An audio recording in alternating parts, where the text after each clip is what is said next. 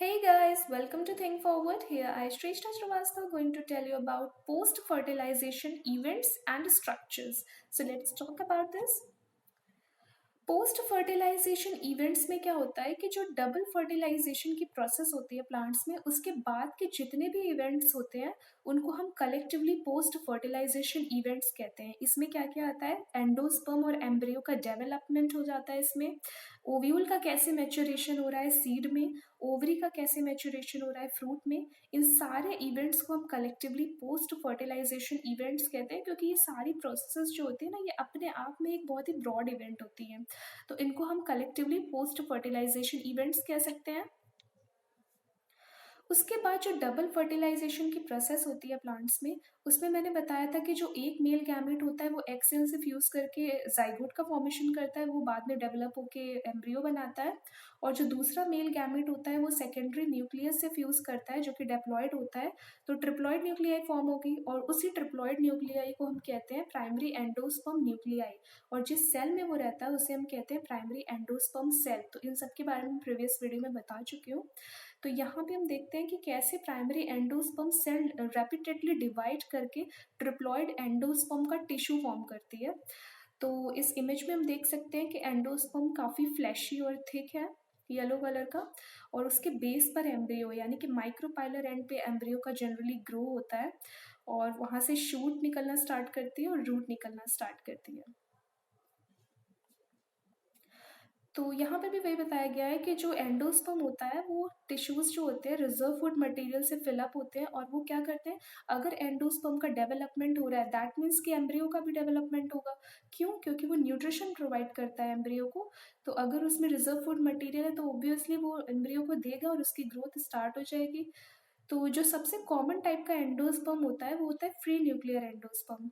इसमें क्या होता है कि जो प्राइमरी एंडोस्पर्म न्यूक्लियस होता है उसमें सक्सेसिव न्यूक्लियर डिवीजन स्टार्ट हो जाता है और ढेर सारे फ्री न्यूक्लियाई का फॉर्मेशन हो जाता है। तो इस टाइप के एंडोस्पर्म के डेवलपमेंट को हम कहते हैं फ्री न्यूक्लियर एंडोस्पर्म। ठीक है। तो सबसे कॉमन एग्जाम्पल इसका देखने को मिलता है हमें, जो टेंडर हार्ड कोकोनट होता है उसके अंदर का जो कोकोनट वाटर होता है वो फ्री न्यूक्लियाई का ही एग्जाम्पल है। तो ये पूरा जो एंडोस्पर्म होता है ना वो फ्री न्यूक्लियर एंडोस्पर्म होता है, क्योंकि जो वाटर, कोकोनट का वाटर जिसे हम कोकोनट मिल्क कहते हैं, वो थाउजेंड्स ऑफ न्यूक्लियाई का बना होता है। और उसके सराउंडिंग जो वाइट कर्नल होता है जिसे हम कंज्यूम करते हैं वो सेलुलर एंडोस्पर्म होता है। तो दो टाइप के एंडोस्पर्म हमें देखने को मिलते हैं इसमें, एक सेलुलर एंडोस्पर्म जो कि वाइट कर्नल होता है, और दूसरा लिक्विड एंडोस्पर्म जो हम कंज्यूम करते हैं। तो यहाँ पे हम कोकोनट एंडोस्पर्म देख सकते हैं कि क्या क्या होता है इसमें। सबसे पहले तो आउटर मोस्ट पेरिकार्प की कवरिंग होती है, उसके बाद मिडिल फाइब्रस हस्क जो होता है जिससे जूट बनता है, तो वो फाइब्रस हस्क को बोलते हैं मीजोकार्प। और उसके बाद जो हार्ड पार्ट होता है, टेंडर पार्ट होता है, उसे हम बोलते हैं एंडोकार्प, जो सीड को सराउंड करता है, यानी वाइट कर्नल को सराउंड करता है एंडोकार्प। तो जो वाइट कर्नल होता है उसे हम बोल सकते हैं सेलुलर एंडोस्पर्म है जिसे हम कंज्यूम करते हैं, और दूसरा है लिक्विड एंडोस्पर्म। जो रिफ्रेशिंग कोकोनट मिल्क होता है वो होता है लिक्विड एंडोस्पर्म। ठीक है। तो दो टाइप के एंडोस्पर्म हमें कोकोनट में मिलते हैं। तो ये किसका एग्जाम्पल हो गया? फ्री न्यूक्लियर एंडोस्पर्म का, क्योंकि ये जो बीच में कोकोनट मिल्क होता है ना, ये थाउजेंड्स ऑफ न्यूक्लियाई का बना होता है। क्लियर है? उसके बाद हम बात करेंगे मोनोकॉट्स और डाइकॉट्स के एम्ब्रियो के बारे में। तो उससे पहले हमें मोनोकॉट्स और डाइकॉट्स के बारे में जो बेसिक डिफरेंसेस है वो पता होना ज़रूरी होता है। यहाँ पर हम देख सकते हैं मोनोकॉट्स में 1 क्वार्टिलिडन है, जबकि डाइकॉट्स में 2 क्वार्टिलिडन्स है। उसके अलावा यहाँ पे फाइब्रस रूट सिस्टम है, यहाँ पे टैप रूट सिस्टम है। यहाँ पे जो वैस्कुलर बंडल्स होते हैं वो स्कैटर्ड फॉर्म में होते हैं, जबकि जो डाइकॉट होते हैं उसमें रिंग फॉर्म में अरेंज्ड होते हैं। जो मोनोकॉट्स में लीफ होती है उनमें पैरेलल वेनिएशन देखने को मिलता है, मतलब हर वेन आपस में पैरेलल होगी। और जो डाइकॉट्स होते हैं उनमें नेट लाइक वेनिएशन या रेटिकुलेट वेनिएशन होता है। मोनोकॉट्स में जो फ्लावर होते हैं वो 3 के मल्टीपल्स में होते हैं, और जो डाइकॉट्स होते हैं उन्हें 4 और 5 के फॉर्म में होते हैं। जो पेटल्स होते हैं वो 4 या 5 में जनरली देखने को मिलते हैं। उसके अलावा हम टिपिकल डाइकॉट एम्ब्रियो की बात करें, हम डाइकॉट क्यों बोल रहे हैं यहाँ पे 2 कॉटिलिडन्स हमें देखने को मिल रहे हैं, इसका मतलब ये टिपिकल डाइकॉट एम्ब्रियो है। तो एम्ब्रियो जनरली कहाँ डेवलप करता है? माइक्रोपाइलर एंड पे, एम्ब्रियो सैक के माइक्रोपाइलर एंड पे ग्रो करना स्टार्ट करता है। किससे? जाइगोट से। तो यहाँ पे हम देख सकते हैं ग्रोइंग पॉइंट है शूट का, इसे हम कहते हैं प्लिम्यूल। और यहाँ पे जो ग्रोइंग पॉइंट है रूट का, इसे हम बोलते हैं रेडिकल। तो रेडिकल रूट का फॉर्मेशन करता है और शूट ग्रोइंग पॉइंट है जो शूट का यानी प्लिम्यूल, वो शूट का फॉर्मेशन करता है।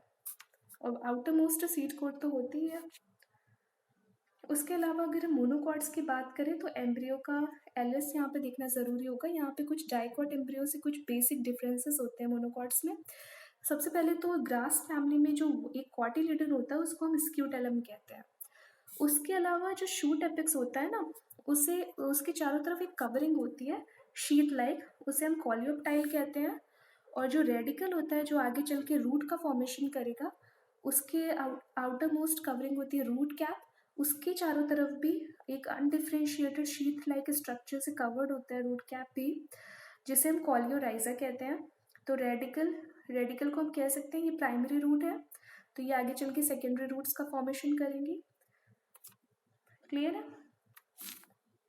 उसके बाद अगर हम सीड की बात करें तो सीड में हम ये कह सकते हैं कि सीड किसी भी सेक्शुअल रिप्रोडक्शन की प्रोसेस का फाइनल प्रोडक्ट होता है, और इसे हम फर्टिलाइज्ड ओव्यूल कह सकते हैं, क्योंकि जो ओव्यूल होता है वो सीड का फॉर्मेशन करता है, जो ओवरी होती है वो फ्रूट का फॉर्मेशन करती है।